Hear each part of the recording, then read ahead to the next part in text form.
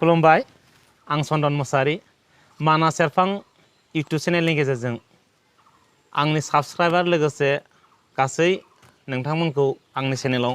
गिबि गिबियाव बरायबाय आं दिनै सासे मैखोम राफोद बर'नि गागि लिरगिरि बिथां धर'न औवारि आं बिथांजों दिनै माखासे सावरायनो थाखाय माखासे खोथा सावरायनो थाखाय बिथांनि सिगाङाव आं दंफैयो सावरायनो माने आं नैबे बिथांनि मैहुर सल'मा बै मैहुर सल'मानि सायाव आङो सावरायनो थाखाय बिथांजों आं दंफैयो गिबि गिबियाव आं बिथांखौ बरायना लाग्रोगोन नोंथांखौ आं बे समाव आंनि चेनेलाव बरायना लाग्रोनाय जाबाय खुलुमबाय सार गिबि गिबियाव आंनि नायगिरि बिथांमोननो नोंथांनि सिनायथिखौ होग्रोनो थाखाय आं सानदों नोंथाङा अननानै नोंथांनि सिनायथिखौ होयोब्ला मोजां जागौमोन आं बे सिनायथि माने आं जोनोमनिफ्राय सुंद'यै बुंनांसिगोन दासिम आं जोनोम मोनदोंमोन आथिखाल बिटिएडिनि हावलि मुजा बे हावलि मुजानि लुवासुर होननाय गामियाव 1948नि 4 अक्ट'खालि डिसेम्बरनि 4 अक्ट'खालि गामिनि मुङा जाबाय माबा लुवासुर आं बेवहायनो बै गामिनि एलपि स्कुलाव फरायदोंमोन बेनिफ्राय खाथिनि बे भबानिपुर मौजा गोलैयो माजगाव होननाय HJ नबशक्ति हाइ स्कुल बे हाइ स्कुलाव आं फरायनानै मेट्रिक आनजादखौ बेनिफ्रायनो उथ्रियो बेनिफ्राय 1966आव आं सुरहगाव थानाय बरनगर कलेजाव प्रि इउनिभार्सिटि क्लासखौ बहाय फरायदों बेनिफ्रायनो लोगोसे TDC कर्स 3 इयार्स डिग्री कर्सनि आर्ट्सआव आं बै बरनगर कलेजावनो उथ्रिनानै बेनिफ्राय BA पास खालामदों बेनि उननिफ्राय नोंथाङा बे BA पास खालामनायनि बोसोरसे सिगांनो आं बै बासबारि एलेकानि गबरथाना मौजा बेनि बे कुथुरिजार होननाय गामियाव थानाय बासबारि हाइ स्कुलाव बै समाव एमइ स्कुल बे एमइ स्कुलाव आं गाहाय फोरोंगिरि हिसाबै खामानि मावफैदों बै समाव खिन्थु प्राइभेटमोन स्कुला गभर्नमेन्ट जायाखैमोन बेनिफ्राय 1974आवसो बेयो डेफिसिट सिस्टेमाव लाजानाय जादों ओमफ्राय 1977आव बेयो प्रभिन्सियेलाइज जादों बेनिफ्राय आं 2008आव रिटायार जादों आं बे स्कुलाव साख्रि मोननाय बेनो खिन्थु बिनि सिगाङावनो आं 1975निफ्राय 1989हालागै आं बर' साहित्य सभाजों सोमोन्दो लाखिदोंमोन बरपेटा डिस्ट्रिक्ट बर' साहित्य सभानि आं नैथि आफादगिरि हिसाबै मोनथाम सम टार्म्स 75निफ्राय 83सिम आं खेबथाम खालाय प्रेसिडेन्ट जादोंमोन बरपेटा जिल्लानि बर' साहित्य सभानि लोगोसेनो बर' साहित्य सभायाव अर्थात सेन्ट्रेलाव आंनो गुबुन गुबुन बिबान होबाय थादोंमोन सिगांगौमानि आं प्रेसिडेन्ट हिसाबै थ' थाबायानो मेम्बार माबानि बिनि उनाव आंनो दिबद' जिथु बर' साहित्य सभानि माउथपिस बेखौ आं मोननै टार्म 1984निफ्राय 1984 to 86 बेनिफ्राय 87 to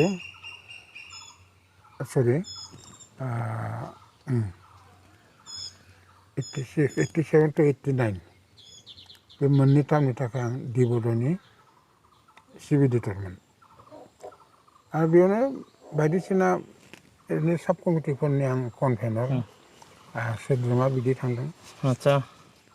बेबायदि खामानि मावबाय थादों आं 89हालागैनो आदसा जियानो जा नोंथांनाबो देहाया जिहेतु एसे माने गाज्रि हालोदाव दं लोमजा साजा जाबाय दं नङा होमबा नोंथांखौ एसे आं सर्टकाटैनो फंनैसो खोथाखौ नोंथांजों सावरायलायनोसै नङा होमबा दा नोंथांनि जोनोम गामिखौ मिथिबाय नोंथाङाथ' दा थानाय जायगाया कत्तुरिजार ना मा होनना बुङो नोंथांनि सानो बे जाबाय एक्सुवेलि सिमलागुरि आरो सिमलागुरि रेभिनिउ भिलेज बर'फोरा बेखौ खोबसिनफारा होननासो मिथिगौ आदसा बे नोंथांनि थानाय जायगाखौ खोबसिनफारानिफ्राय आरोबाव बेखौ दानख'नानै आं बेयाव रावबो गैयामोन आंल' न' लुजेनदोंमोनथ' बेखौ दा माइनाव गामि होननानै जों बुंनो हायो बाक्सा जिल्लानि सिङाव थानाय बे सिमलागुरि रेभिनिउनि सिङाव माइनाव गामि आदसा जियानो जा गोजोननाय थाबाय नोंथांनि एसे सिनायथिखौ मोननायनि थाखाय दा जियानो जा नोंथाङाथ' गोबां साहित्य सभानि खामानि मावबाय मोनसे समाव फोरोंगिरि मावबाय रिटायार जाबाय नङा होमबा आरो बेजों लोगोसे नोंथाङा माखासे सुंद' सल' सल'मा खन्थाइ रायथाइबो सोरजिफादों नङा होमबा बेसेबां समनिफ्राय नोंथाङा थुनलाइनि फोथाराव आगान होनाय ओरैनो आं थुनलाइनि फोथाराव आगान होजेननायानो जाबाय मोदै खन्थाइ बिजाब लिरनानै मोदै खन्थाइ बिजाबखौ 1971 आं लिरदोंमोन बे समावनो आं पाब्लिस खालामदों समाबो जोबोद खम नोंथांनि देहायाबो जिहेतु एसे उसुबिदा नोंथाङाथ' गोबां बिजाब सोरजिबाय नङा होमबा खन्थाइ रायथाइ नोंथांमोना नाय दासिमबो गामिनि सिमां नुनो हायो धर'न औवारि सार बिथाङा लिरदों खन्थाइ नासारि खन्थाइ बिजाब गान्दु सिंनि लाइजाम गांसे बे सुंद' सल' बिजाब नङा सार गोथेनाय लामायाव गोदान आगान बेबो सुंद' सल' बिजाब लोगोसे बर' थुनलाइनि महर बियो रायथाइ बिजाब लोगोसे मैहुर सल'मा नै बेनि सायाव सावरायगोन बिनि अनगायैबो गोबां बिजाब लिरबावदों बिथाङा खिन्थु माखासेखौ नागिरलायला जियानो जादों मैहुर सल'मा बिजाबनि सायाव सावरायनो थाखाय आङो बिथांजों जिङाव दङ दा मैहुर सल'माखौ मानो सावरायनो नागिरदों आं बेनिबो माखासे मिनिं दं मिनिं थागोन माखासे खारन बे मैहुरखौ बिथाङा जोंनि बे मानास हाग्रामा बे मानास हाग्रामाखौ थांखिनानै बे मानास हाग्रामानि साखाथि फाखाथि थानाय माखासे बर' गामि बे बर' गामिखौ नोजोर बोनानै हयथ' बिथाङा लिरदों आंनि मोनदांनायाव दा बिथाङा मा साननानै लिरदों बेखौ मिथिया बेखौ गथिखे आं फरायनो मोननाय हिसाबै आं बेखौ मोनदों गथिखे सारनि माखासे फोरमायनो माबायदि फोरमायो बिथाङा बिनि सायाव एसे आं मिथिनो थाखाय बिथाङा जिङाव दंफैयो आरो बिथाङा मा साननानै बे बिजाबखौ लिरदोंमोन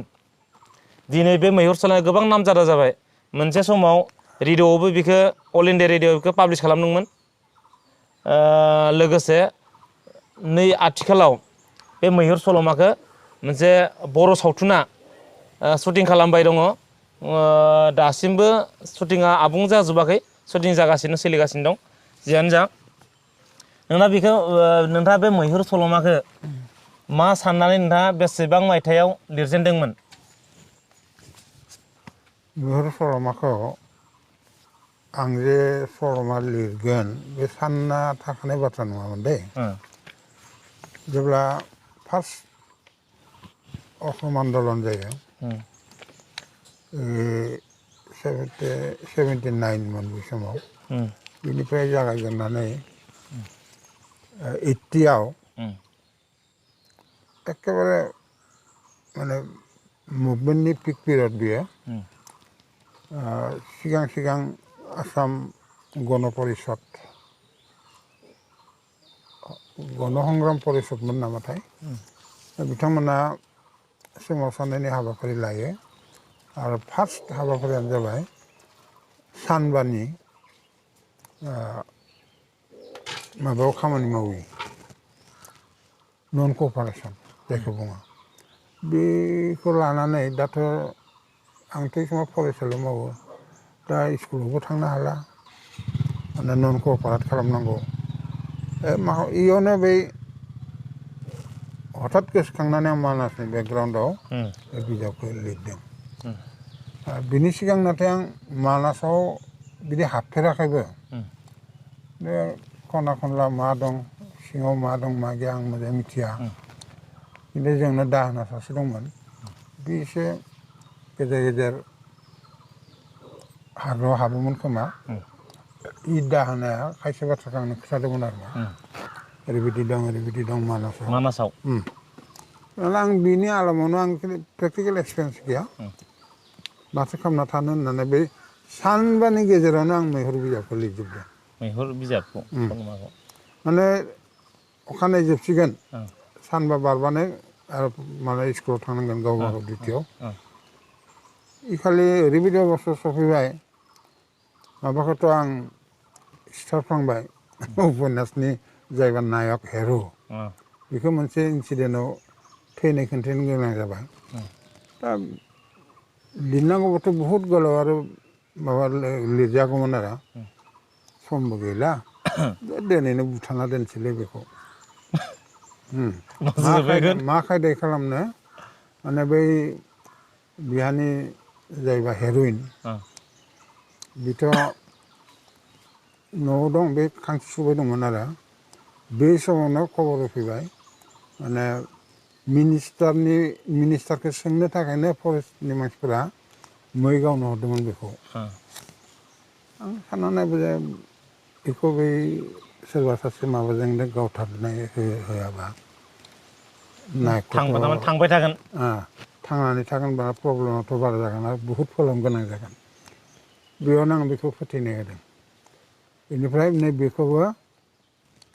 मोजां मोननाय बे हिन्जावसाया बे खासिबारिनि होननानै बुंदों बेबो हार्टफेल जानानै थैदों बेबायदियावनो मैहुरखौ फोजोबनाय जादों ओरैनो सासपेन्स बिदि थाबावाखिसै आरो आं नुनायसिमा बर' समाजनि माबायाव बे गोसोथोनाय सेंग्राखौ मोनि हिन्जावसाया माबायदि थांना थागोन समाजा बेखौ मा हिसाबै आदर माबा खालामगोन अनसायगोन समस्या जागोनलै बेखौ बिजिरगिरि फरायगिरिफोरानो गावसोरनो थि खालामना लाथों बुथारनोसै होननानै बेखौ बेबायदि आरो घटनाया खालि फोथैनाय हा सासे थैबाय सासे थैबाय ओइ सासेखौ बुथारखाबाय नङाबा बेखौ फोथांना लाखिबा थांना थानो दिगदार जागोन ओरैनो नोंथहा बे सल'मायाव मा गामिखौ मेनसन खालामदों गामियाथ' खाथि खालानि गामिफोरखौनो आं मेनसन खालामदों बेनि लोगोसे बेनि जितु सामाजिक बाताबरन आरो बेनिफ्राय जितु मा होनो बेखौ थुनलाइजों लोगोसे सांस्कृतिक हारिमुवारि बर' समाजनि माबाफोर धोरोम आसारखान्थि हानायमानि सब बाथ्राखौ आंनियाव बेरखांनो नाजादों आरो मेइन उद्देश्यआनो जादोंमोन मा हाग्राखौ रैखा खालामनाय बे हाग्राखौ रैखा खालामनायनि सायाव बांसिन गुरुत्थ' होनाय जादोंमोन बेखायनो बे खिन्थु जाथाया नंथारगौमोन मोनसेल' जाथाय बे जाथायखौ फसंनो थांनानैनो बे माबा जादों बे जाबाय मा बै गला गामिनि आरो खाथि खालानि बर' गामिफोरनि हिन्जावफोरा ना गुरनो थांदोंमोन मानास हाग्रामायाव बेसोर प्रटेक्टेड एरिया बेखौथ' मिथिया गतिके साफ्रासिफोरा रियेलारिफोरनो मोगथाङाव एखेबारे रियेलथार आरो इभेन लन्थि मैगं खानो थांनानै सासे बुरिया जिउबो खोमानांदों गान्दाया बेखौ सोलानानै बुथारदों आरो मा गला गामिनि बेफोरखौबोथ' नोंथाङा सोफादों इखौ सोफादों बेल' मुथथे रियेल आरो बाखि माखा गासैबो माने मानसियाल'सो नोंथांनि नोजोराव जेनेबा रियेल नङा खिन्थु जाथाया खिन्थु रियेल जाथाया बेल' रियेल बेनिफ्राय बेलेग रियेल नङा बाखि गामि सामिफोरा रियेल थाबाय खासिबारि बारांगाबारि जितु नोंथाङा इयाव एसे बेरखांहोदों ओमफ्राय रनसायनारि काल्पनिक थारमाने बाखि माखा घटनाखौ एसे माबानानै बानायना होदों आरो मा बेनो जियानो जा नोंथाङा बे सल'मा बिजाबनि सायाव बानायखांनानै रायजोनि गेजेराव फोसावखांनायनि उनाव नोंथाङा माबा बान्थाफोर मोन्दों नामा बे बिजाबनि सायाव 1997आव जेब्लानाखि दुलियाजानाव बर' साहित्य सभा जादोंमोन बे समाव आंनो समेश्वरी ब्रह्म थुनलाइयारि बान्थाखौ होदों बेनो आरो बेनिफ्राय दाथ' बेखौ लानानैनो जुदिअ बे बिजाब होननानै बुङाखै बेनि सायावनो माबा खालामनानै बिटिसि गभर्नमेन्टआबो आंनो 2014आव प्रमद चन्द्र ब्रह्म थुनलाइयारि बान्थाखौ होदों बेखौ लानानैनो बेनिफ्राय आसाम सरकाराबो रिटायार जानायनि उनावनो आंनो 2008आव रिटायार जादों 2011आव थुनलाइयारि पेन्सन होदों। थुनलाइयारि पेन्सन होदों। दा बे पेन्सनखौ आं मोनगासिनो बेनो आरो। जोबोद मोजां जादों। बे थुनलाइ सोरजिनानै नोंथाङा गोबां नाम आरजिनो हाबाय नङा होमबा, मुं आरजिनो हाबाय। बेनिफ्राय लास्ट नै दाख्लै बावैसो 2019 आंनो बे इंखं पाब्लिकेसना बिजनीनि बिथांमोना मेन अफ द इयार बान्थाखौ होदों। आदसा लास्ट माबा बेनो। मोजां जादों। नोंथांनि बान्थाफोरखौ खोनानानै जोबोद मोजां मोनदों। हयथ' आंनि नायगिरि बिथांमोनाबो बिथांनि जिउ जारिमिनखौ एसे एसे मिथिना मोनखाबाय। लोगोसे बिथाङा दासिमहालागै मेंनो रोङाखै। बिथांनि देहाया दा एसे गाज्रि अबस्थायाव दं, एसे साख्र' सुख्र' जाबाय दं। लोगोसे थेवब्लाबो बिथाङा दासिमबो लिरनाय हाबाखौ दोनथ'वाखै नङा होमबा सार? लिरगासिनो दं। जिउ थासान्दिहालागै बिथाङा लिरनाय हाबाखौ लांफाबाय थागोन होननानै बिथाङा मिथिहोदों सिगां समफोराव। आंबो आसा खालामदों बिथाङा अरायसम लिरनाय हाबाखौ लांफाबाय थागोन आरो रायजोनि गेजेराव मोजां मोजां खन्थाइ रायथाइ सुंद' सल' फोसावबाय थागोन, आंबो बेखौ आसा खालामदों। नोंथाङा बे मैहुर सल'माखौ फोसावखांनायनि उनाव रायजोफोरनि गेजेरावदि गोबांजोंनो अनसायजानाय मोनबाय, ओनसोलनि रायजो राजाफोरजों नोंथांनि सुंद' सल'आ गोबां माने मुंदांखा जाबाय। बेबायदि मुंदांखा जाखांनायनि उनाव नोंथाङा गावखौनो माबायदि मोनदों ओरैनो थुनलाइ सोरजिनानै? थुनलाइ सोरजिनानै आं दाथ' मोजांखौनो मोनदों। थेवबो आं जिखिनि मिजिंथिबावदोंमोन बेखौ आं जाफुंसारजोबनो हायाखै। मोनसे आंहा आसा दंथारो जे आंनि जिउ खौरांखौ लानानै बे मोनसे जिउ खौरांबो नंद्राया, नाथाय बेखौ लानानैनो आं सल'मा लिरनो मोनसे सानदों आरो मा। जिउ खौरांखौ बेस खालामनानै मोनसे सल'मा। गतिके बेखौ लिरनो सानगासिनो दं। लिरथ'वाखै दाहालागै? दाहालागै लिरथ'वाखै। हागोन होनना आं मिथिला, खिन्थु आं बेखौ लिरथारगोन होननानै सानदों। माने माखासे बाथ्रा आं समाजनो बुंलांनो गोनां दङ आंनि जिउ खौरांनि गेजेरजोंनो, नाथाय सल'मा महरैसो। सल'मा महरैसो, जिउ खौरांबाबो? जिउ खौरांबाबो। माने जिनिसखौ सल'मानि जायफोर माबा दङ बिथिं, बेफोरखौ माने माबाजोबलांनांगोनथ'। माने डाइरेक्ट जिउ खौरां बायदि नङा। उमुगाव जोनोम जादोंमोन, ओरैबायदि साख्रि मावदोंमोन, ओरैबायदि लिरदोंमोन, बेबायदि नङा। सल'मानि माबाजोंनो थांनानै बाथ्रा आं फोजोबगोन। आं जिहेतु दासिम थांना दं, बे थांना थानाय समसिम जन्मनिफ्राय जोनोमनिफ्राय आप टु डेट दिनैसिमहालागै बेखिनि बाथ्राखौ आं बेरखांहोनो नाजागोन आरो ना। आरो जाहाथे सोरनिबा खामानियाव, समाजनि खामानियाव फैयो नामा बेखौबो नायगोन आं। आरो बिनि एकाडेमिक भेलु मोनगोन ना मोना बेखौबो नायगोन। बिदि जेरै इंराजियाव माबा दं, एरियेल होननाय गांसे बिजाब दं। बियो माबाखौ लानानै लिरनाय, खन्थाइगिरि बेखौ लानानै लिरनाय, खिन्थु जिउ खौरां नङा। अथ'स' बेखौ एरियेल, थारमाने बै रेडिअ फर एरियेल थायोना, जायजों माने माबाखौ टेलिकास्ट खालामनाय जायो, बेबायदि एरियेल बिजाब आं बर'नि गेजेराव लिरनो सानदों आरो मा। दे, मोजाङानो जादों। नोंथांनि साननाया आरोबाव मोगथाङाव जाहाथे जाफुंबावथो, आं बेखौ आसा खालामबाय। आं बेखिनियावनो थुंगे होनो सानबाय। गोबाव सम सारजों रायज्लायबाय, जिहेथु सारा देहा हायाब्लाबो सम होबाय। मानासनि खाथिथाराव थानाय, जोंजोंनो सिथाबना थानाय मानास हाग्रामा, बेनि सायाव बिथा खालामनानै दा मैहुर सल'माखौ लिरदों। बेवहाय मेन रलखौ ददेरे, एक्ट्रिसा ददेरेमोन ना सार? ददेरे, ओमफ्राय गल'मोन ना? बिथांमोना हिर'इनखौ बिथांमोना गल'आ ददेरे होननानै नाम होनानै लिरदों। आरो गुन्दाया जाबाय मोब्लावमोन ना? सिखारिया मोब्लाव सिखारि। दा बेवहाय गोबां ना गुरोमोन जोंनि बर' मानसिफ्रा, लन्थि, माखासे माथिगालदाब ना मा होनो बेखौ, बेफोरबायदि खानो थाङोमोन। बेफोरबायदि खानानै माखासे खैफोदाव गोलैनांगौमोन जायोमोन। आरो ना गुरनो थांनानै गान्दादोसो जायोमोन, सिखारि मा होनना बुङो, साफ्रासिफोरजोंसो जायोमोन। बे आलाय सिलाय जानानै गोमालाबायनायबो जायोमोन गावजों गाव लोगोजों लोगो। दा बेफोरखौ बिथाङा बिथा खालामनानै बेवहाय लिरदों। दा बिथांजों गोबां सावरायबावनांगौमोन हयथ' बिथांनि जिउनि जारिमिनखौ दिनैहालागै मा मा मावबोखो बिनि गासै जारिमिनखौ नोंथांमोना बे खम समनि गेजेराव बिथाङा नोंथांमोननो फोरमायस्लाबनो हायाखै जिहेथु आंबो बिथांनि हालोदखौ नुनानै बांद्राय सोंनो हाया जादों नेक्स्ट मोजां समफोर मोनोब्ला बिथांनि देहाया जाहाथे आरोबाव जुदि मोजां परिबेकआव फैयोबा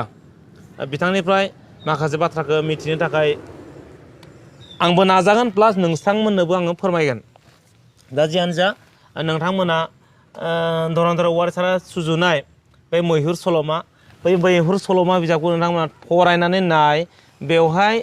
आथिखालनि फरायसाफोराथ' बिथांमोना कलेज लेभेलनि फरायसाफोराथ' नोंथांमोना बेखौ निस्सय बयबो फरायनो मोनखाजोबदों जाय फरायनो मोनाखै बिथांमोना फरायनायबा बुजिगोन मानास हाग्रामानि सावगारिया माबायदि मानास हाग्रामाजों साखाथि फाखाथि सिथाबना थानाय बर' गामिफ्रा माबायदि खैफोदाव गोलैयो माजों माजों जुजिहाबनो गोनां जायो बेयाव लिरनायाव माने फरायना नायोबानो सब मोनदांजोबगोन थ' बेनिखायनो बयखौबो बे समाव बिदाय होनो सानबाय सारखौबो आंदो बे समाव देहा एसेबां खस्थ'खौ लानानैबो बिथाङा आंजों एसे सम होबाय खोब समनि गेजेरावबो एसेबाबो मिथिहोबाय खायसे बाथ्राखौ इयुन समाव मोजां सम मोनोब्ला खाबु मोनोब्ला बिथांजों आं मोगा मोगि जाफिनगोन आरो बिथांनि जिथु साननाय इयुनाव गाव बिथांनि जिउनि जारिमिनखौ मोनसे सल'मा बिजाब हिसाबै बिथाङा सोरजिनो थांखि लानाय बे थांखि लानाया आरोबाव जाफुंदों सारनिया आरो बिथांनि जिउमाया